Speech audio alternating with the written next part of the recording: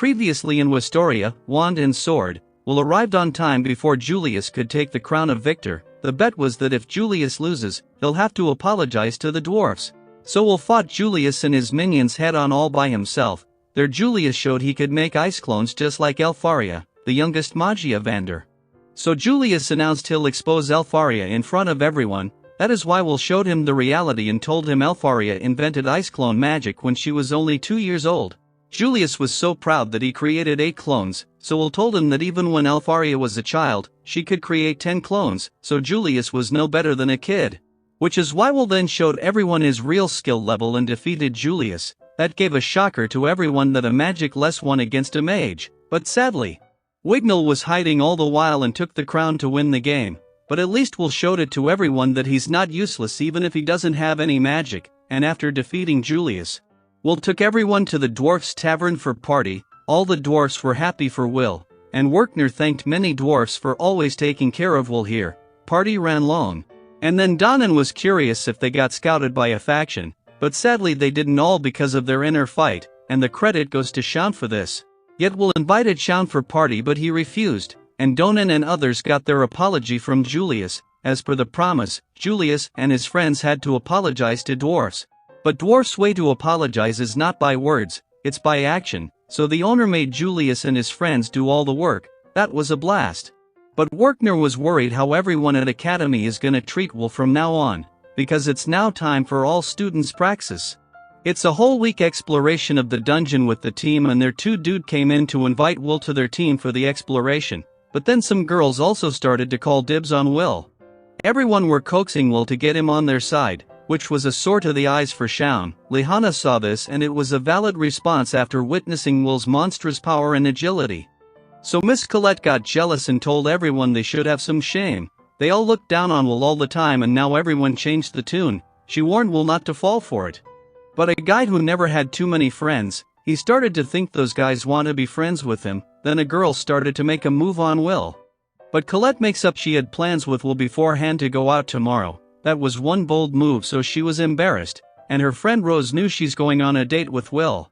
And that is why she told Colette to wear something cute. And on the other side, Rosti thought Will was going to dungeon like usual in a day off, so Will told him about shopping plan with Colette. Well, he needs items anyway, so he agreed, and it'll be just the 2 of them, and Rosti's smile was really suspicious. So the next day of date, Colette came all prepared in a cute outfit to make this outing a perfect date, but she lost the words when she saw Will. She came too early here, and Will compliments Colette in a way that makes her heart skip a bit, but Rosti also arrived. Colette was perplexed about this, and Will told her that Rosti wanted to tag along as well, so he brought him along here. He also wanted to shop some items and Rosti took Will's hand like a couple. And this just makes Rosti's intentions seriously suspicious. Then they went around and Rosti just drops in every time Colette wanted to make a move on Will to progress her relationship with him. So poor girl was really down that her chances were ruined, so she asked Will what was going on. It's way too much to be called normal friends, and for once Colette guessed Rosti could be a girl. But Will assured her he's a guy and his tool is quite big, but it's just that Rosti is into skinship. Then Rosti came back with drinks for the 2. But he didn't bring one for himself to share the same drink with Will, so Colette gave him hers, and Rosti got pissed and told Will to go to the smithy because his sword needs maintenance. And they'll stay here because dwarfs wouldn't like it if mages showed up at their place, so Will got away, and Colette asked Rosti about his actions.